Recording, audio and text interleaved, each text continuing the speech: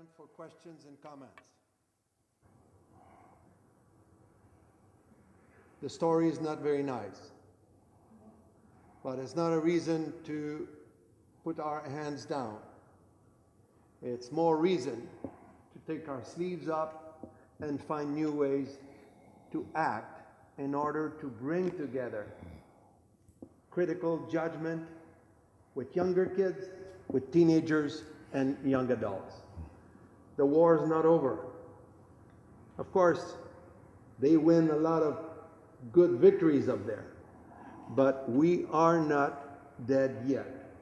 And we have to keep the hope that there's a way out of this tunnel, even if sometimes we don't see the light anymore. This is part of the strategy. You cannot get away from our way to frame problems.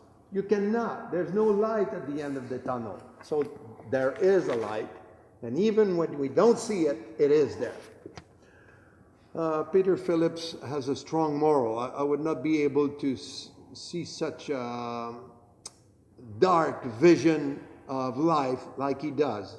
But what I agree with in what he says is that we need to keep linked with people who have developed, more than we did individuals, critical viewing skills, critical knowledge to analyze the information that is sent to us. No, we have not been sued. There's been some pressure a few times. But no, most of the stories we cover were written by independent media somewhere in the world. We're just validating them. We're having experts look at that, a professor and students research it and say, yep, this is a valid news story. So that's the service we provide, is a validation. We do investigative research work, and we have a number of studies. It's investigative research right here. There's probably 50 studies posted on this, on various things. And these are academic research studies. One right there is electromagnetic weapons and human rights. So we did a study 3 years ago with a small grant we'd gotten on electromagnetic weapons and the advanced lethality levels and the degree of research that's been going on. Most of this is very black box, high security stuff. Hardly anybody will talk to us about it. We had some Europeans that talked to us about it and one Russian general. So we have some pretty good ideas of what's been going on.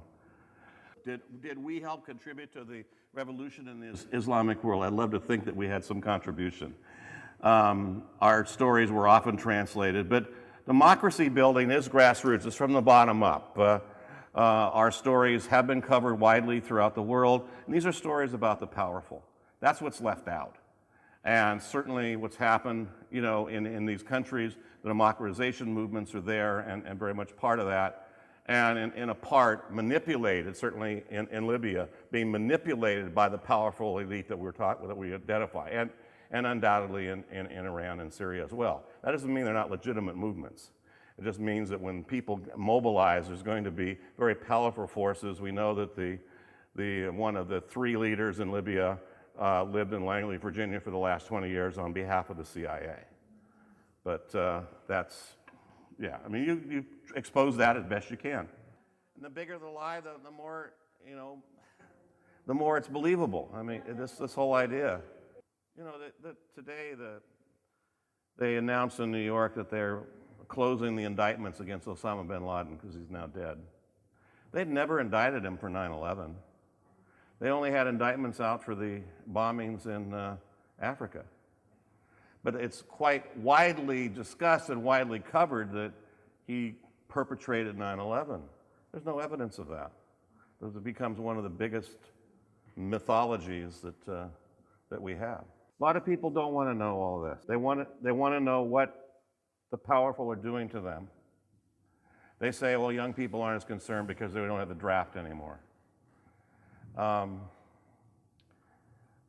But very, very large numbers of people want to know who the powerful are, how it impacts their lives, why their lives are declining, and we're faced with some very serious economic situations in the US, and it's going to carry a spill over into Canada quite seriously. The dollar in the world is now one of the weakest currencies. We're looking at 2 to 3% inflation per month right now, and that's core inflation. That's not groceries and energy, which are going up even more rapidly.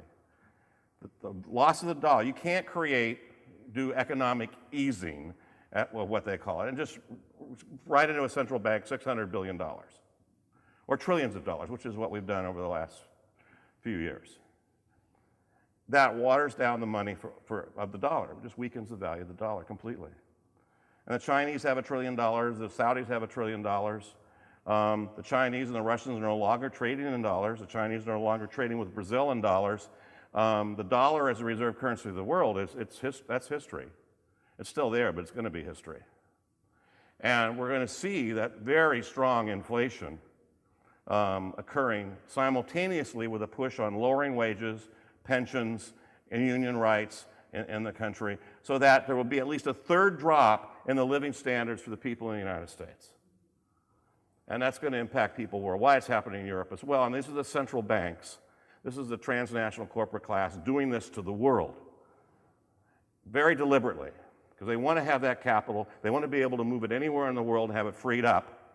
They want to be able to invest in Africa, invest in South America, buy up the entire universe if they could, privatize it, and create what Chomsky and Hedges are now calling, a fascist state, but it's really a kind of a neo-feudal state.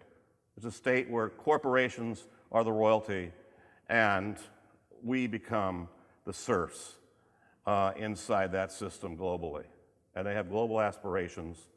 Who'd ever heard of a rebel group, a kind of a response happening? This is what happened in Libya. That created a central bank within 2 weeks after they had declared a revolution. That's what the rebel group has done in Libya. They created a central bank for the country, because Gaddafi's central bank doesn't play ball with the IMF. And Gaddafi's central bank sitting on 144 tons of gold and was trying to create a new standard in Africa for exchange rates based upon gold. They're not going to let that happen. So, there's these powerful forces that we rarely have glimpses of inside of corporate media or inside of our working day lives to give us some understanding of that. But the evidence is there, and if we can lay that out, we can expose this in some real ways, and all we need is even just 10% of the people understand and really resist and engage in a real way. That's revolutionary. When George Washington started the revolution, only 10% of the people helped him out. 10% of the people sided with the British. A lot of them moved up here after the war when they lost. And the rest of the people kind of sit around seeing which way it's going to go. Well, so we don't have to reach everybody. This isn't like an electoral process where we have to get 51% of the vote in order to change. It's not going to work that way. It's not going to work through the electoral process or party politics in the U.S. Those parties are tied up. Half Congress is a millionaire. A third of them are invested in the defense industry. They don't go to Congress without obligations to very rich people.